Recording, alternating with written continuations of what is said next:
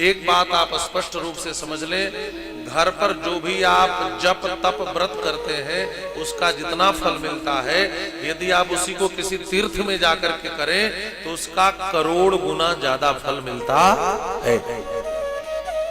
इसीलिए लोग पवित्र तीर्थों का आश्रय लेते हैं। लेकिन एक बात और यहां पर जोड़ दी कि तीर्थ में किया गया पुण्य करोड़ गुना होकर मिलता है, तो तीर्थ में किया गया पाप भी करोड़ गुना हो जाता है और उसका दंड भी करोड़ गुना मिलता है। इसलिए सावधान भी रहना, तीर्थ में किया गया पुण्य भी करोड़ गुना होता है तो पाप भी करोड़ गुना होता है। जो करोगे उतना गुना हो जाएगा। तो तीर्थ में जाकर कभी कोई पाप न हो जाए, इसका ध्यान जरूर रखना। आजकल लोग तीर्थ में जाकर क्या करते हैं, महाराज भगवान के साथ सेल्फी लेते हैं और कोई काम नहीं रह गया। अब वो दर्शन करने नहीं जाते, वो सेल्फी लेने जाते हैं, देखो देखो मैं यहाँ आ गया।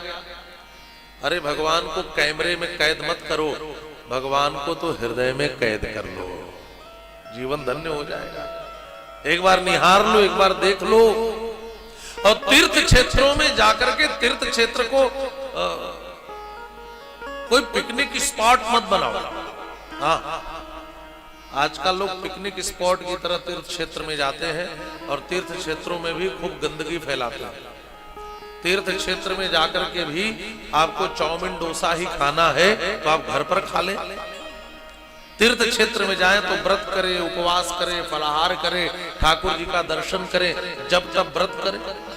आजकल बड़ी विडंबना है महाराज, आजकल हर मंदिर के साथ एक रेस्टोरेंट खुला हुआ है। लोग एक बार झांक कर सेल्फी ले ली और बगल में बैठकर चाउमीन चबाने लगे।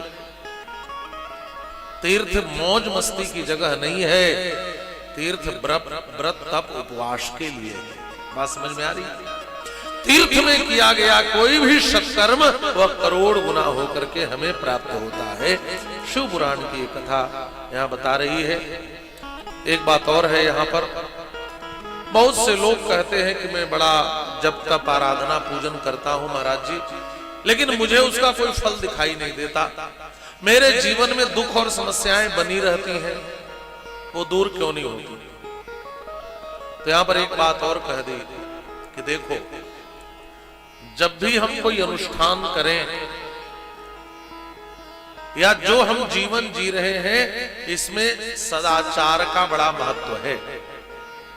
आज हमने कर्मकांड को तो पकड़ लिया, लेकिन हमने आचार छोड़ दिया। और शास्त्र कहते हैं आचारहीनम न पुनंति वेदा। जो आचारहीन लोग हैं उनको वेद भी पवित्र नहीं कर सकते। यज्ञोपवीत संस्कार हो गया, लेकिन आप यज्ञोपवीत पहनते ही नहीं। यह क्या है? आचारहीन होना तो है। आप लक्षंका गए, शौचादि क्रिया के लिए गए, यज्ञोपवीत संस्कार हुआ और यज्ञोपवीत आपने चढ़ाया ही नहीं कान पर। आप लक्षंका करके बिना हाथ पांव प्रक्षालित किए, बिना कुल्ला किए घूम रहे हैं। ये आचारहीन होना है कि नहीं है? आप उसी बिस्तर पर बैठ करके भोजन कर रहे हैं और उसी बिस्तर पर बैठ करके माला भी जप ले रहे हैं। यह आचारहीन होना नहीं तो क्या है? बात समझ में आ रही है? हमने जीवन में आचार छोड़ दिया और केवल कर्मकांड पकड़ लिया, तब उस कर्मकांड करने से आपको कोई लाभ होने वाला नहीं है। शिव पुराण में सदाचार, शौचाचार, स्नान, भस्म धारण, संध्या वंदन, प्रणव जप, गायत्री जप, इसके अनंतर तब इस मंत्र का जप करें। और इतना कार्य तो हमेशा आपको करना ही चाहिए। शिव पुराण की कथा हमें बताती है कि अपनी जीवनचर्या को शुद्ध करो, अपनी दिनचर्या को शुद्ध करो, अपने जीवन में आचार और शुद्ध विचार को अपनाओ, शुद्ध आहार को अपनाओ, तब जाकर के किया गया जप तप व्रत और अनुष्ठान आपके लिए फलदायी होगा। आपके लिए फलदायी होगा। मुंह में गुटखा दबाए हैं और नमः शिवाय कर रहे हैं, अब आप बताओ फल मिलेगा? इसी मुंह में गंदगी भरे हुए हैं और इसी मुंह से नमः शिवाय कर रहे हैं। इसका मतलब है, देखिए, पवित्रता का बड़ा महत्व है। शुचिता का बड़ा महत्व है। और ध्यान से सुनेंगे, जिसकी दिनचर्या अच्छी होगी उसी की जीवनचर्या अच्छी होगी। हमारी दिनचर्या कैसी होनी चाहिए? सबसे पहले आप प्रातः काल जब जगते हैं तो आंख खोलते ही हमें अपने कर का दर्शन करना चाहिए। आजकल लोग प्रातः काल कप का दर्शन करते हैं। चाय का कप सामने आता है तब आंख खोलते हैं, और कप के दर्शन के साथ अपने कर का माने हाथ को देखना चाहिए। हाथ का दर्शन करो। हाथ में क्या देखो? हाथ में क्या भावना करो? कराग्रे वसते लक्ष्मी, कर मध्य सरस्वती। अच्छा बताओ, ऐसा कोई व्यक्ति है जिसको लक्ष्मी नहीं चाहिए? ऐसा कोई है जिसको अच्छी बुद्धि सरस्वती नहीं चाहिए और जिसको भगवान को न पाना हो? यदि आपको लक्ष्मी चाहिए, यदि अच्छी बुद्धि सरस्वती चाहिए और यदि आपको भगवान भी चाहिए, तो प्रातः काल उठ करके यह मंत्र बोलते हुए कर का दर्शन करो। कराग्रे वसते लक्ष्मी, कर के अग्रभाग में लक्ष्मी जी का वास है। कर मध्य सरस्वती, कर के मध्य भाग में सरस्वती है। और कर मूले तो गोविंद, कर के मूल में भगवान गोविंद का वास है। इस प्रकार से अपने हाथ में ही इन तीनों के मंदिर का दर्शन करते हुए प्रातः काल अपनी दिनचर्या का आरंभ करो। उसके बाद धरती पर पांव रखने से पहले पृथ्वी को प्रणाम करो। समुद्र वसने देवी पर्वतस्तन मंडले, विष्णु पत्नी नमस्तुभ्यम पाद स्पर्श क्षमस्व में। हे भगवान विष्णु की पत्नी, हे मां पृथ्वी, प्रणाम करते हुए मुझे क्षमा करना, मैं आपके ऊपर चरण रखने जा रहा हूं। इसका भाव है। उसके बाद क्या करें?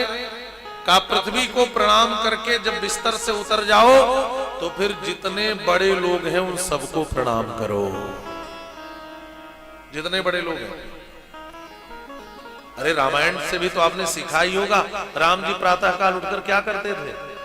सबको प्रणाम करते थे। उसके बाद शौच का तात्पर्य होता है पवित्र होना। पवित्र हो, स्नान करो, ये सब लिखा है। स्नान करने के बाद मस्तक पर तिलक धारण करो, या जो आपकी परंपरा हो उस परंपरा के अनुसार तिलक धारण करो। ठीक है? पवित्र वस्त्र धारण करो। यहां वस्त्र का भी सदाचार बताया गया।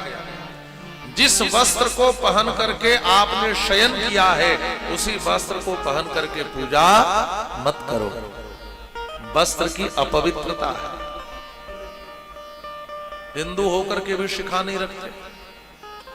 आप विचार करो, एक मुस्लिम शासक था, उसने संकल्प लिया कि जब तक इतना मन शिखा नहीं कटवा लूंगा भोजन नहीं करूंगा। आजकल के हिंदू खुद अपना शिखा कटवा देते हैं, दूसरे की जरूरत। संध्या वंदन नित्य करो, उसके 3 अंगों का जरूर पालन करो। प्राणायाम करो, सूर्यार्घ दो और गायत्री का जप करो। इसके अनंतर जब आप संध्या वंदन करने के बाद जब कोई अनुष्ठान करेंगे तब उसके पूर्ण फल की प्राप्ति होगी।